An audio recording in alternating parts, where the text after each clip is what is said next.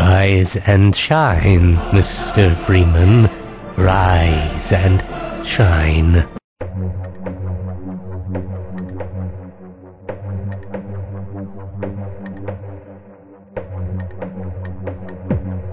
Hey guys, BobsYurUncle here for my review of the Orange Box. This is a great deal like no other in the industry right now. Complete with 5 games on one disc, each one is extremely innovative and just a blast to play through multiple times. Starting off with Half-Life 2. It's a revolutionary FPS when it came out back in 2004, but it still holds up as one of the most impressive games ever made to this day, and still one of the most enjoyable experiences out there. Although the source engine is showing its age, the amount of detail and impressive architecture that was used to build the game more than makes up for it. It's a highly cinematic thrill ride that has you taking on the role of protagonist Gordon Freeman, a theoretical physicist with an uncanny knack to wield small arms and incredible skill in combat. Although most modern rigs will be able to run the game, you're going to need a pretty good rig in order to make it look pretty. Crank up the settings to max and you're in for a treat. It obviously won't stand up to the standard with perhaps Crysis or Call of Duty 4 for as far as pushing polygons on screen goes, but you'll encounter some very breathtaking and memorable moments.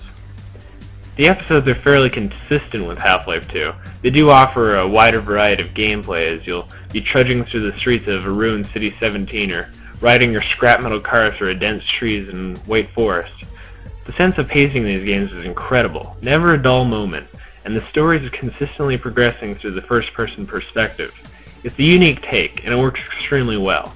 Instead of having the main character who makes his own reactions through linear scripts, it's up to the player on how he feels about the situation. You'll grow attached to the other characters in the game too.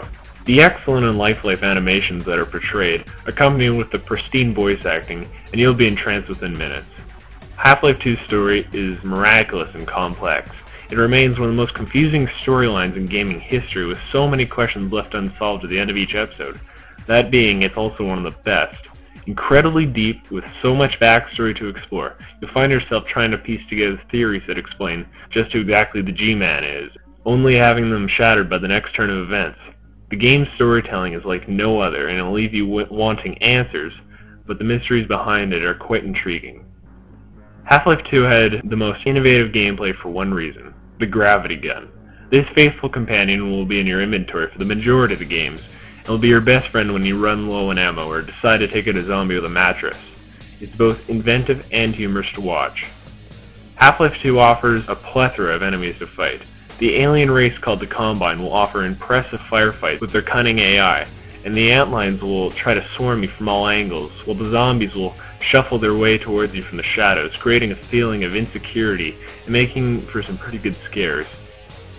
You may find some of the physics puzzles become a little redundant, but it's a minor gripe, and Half-Life 2 remains a stellar game which is still fun to play, with each episode improving on the already great formula. This was a triumph.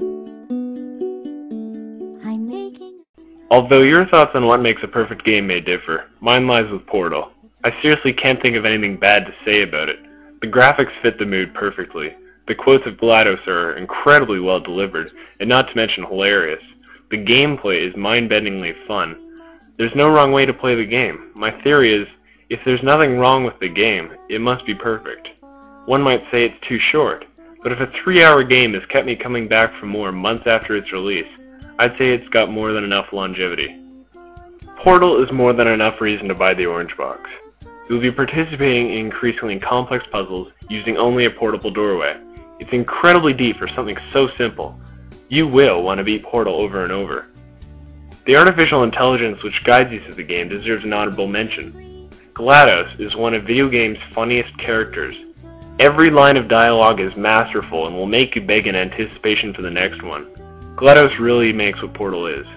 Remember when the platform was sliding into the fire pit and I said goodbye, and you were like, "No way." And then I was all, we pretended we were going to murder you.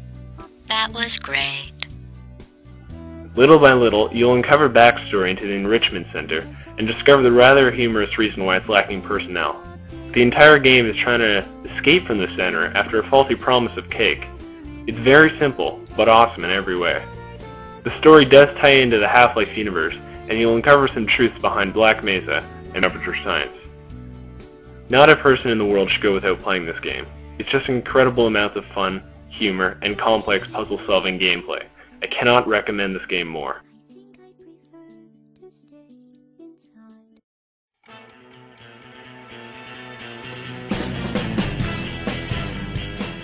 Team Fortress 2 is a new approach to competitive online multiplayer.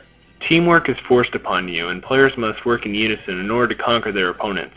Communication is essential, and for once it's not about getting as many frags as you can before you die, but rather capturing team-based objectives. TF2's purpose is just about fun. It's an incredibly social game, and it's easy to get into a match and have a blast with your friends or fellow gamers. TF2 is the graphical showcase of the Orange Box too, with each map beautifully rendered with a unique art style, which is just cool to look at. Each class has a distinctive look and silhouette and cartoony appeal. It's just a really bright and colorful game, and has a nice vibe to it, making it not only a blast to play, but also to look at. There is no exception to the audio work here either. There are thousands of one-liners in the game, exclusive to each class, and gives them a very funny and original personality. It's a very funny game whether you're the trash-talking scout from Brooklyn or the sandwich-munching heavy. For a competitive online game, it's incredibly balanced. Valve has patched the game at least 2 times nearly every week since launch. Unfortunately, this balance leads to one of the most frustrating things in the game. You may have just busted your butt off, taking a heavily fortified position and helping your team get a few more precious seconds, when you get auto-balance and switch to the other, now losing team. It doesn't happen very often, but it does happen. Content is pouring out from Valve, now offering class-based upgradable weapons and a handful of maps, not to mention the fan-created content offered on the internet, and you've got yourself one long-lasting game. The game is such a huge focus on fun, and it's very user-friendly, so almost everyone will enjoy it. And you can kiss your next few months goodbye. This game is very addictive. It's good old-fashioned team-based fun. If you find yourself a good server, you're in for a ride. And with 9 classes to choose from, you'll quickly adopt a favorite. You might find once in a while that the down man's grenades are a little too powerful, or the engineer's sentry can fire just a bit too fast. But with Valve constantly updating, it's only a matter of time before they hit that sweet spot. All in all, it's a great addition to the Orange Box, a nice distraction, if you will. It completes a nearly perfect package. The Orange Box is unparalleled by its quality, 5 amazing games for a very low price, and if you haven't picked this one up for the PC yet, I highly recommend you do. If you don't have a good enough PC, the 360 version is an excellent port, but you'll have to pay for the TF2 content. And if all this fails, you might want to try your luck with the subpar PS3 version.